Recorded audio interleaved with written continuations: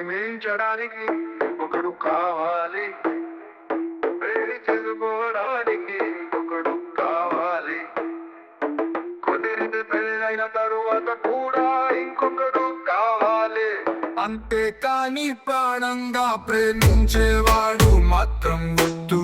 ఏమే బతుకలనివి అందరినీ ఉద్దేశించి కాదు, ప్రేమించి మోసం చేసే అమ్మాయిలకు మాత్రమే వర్తిస్తుంది.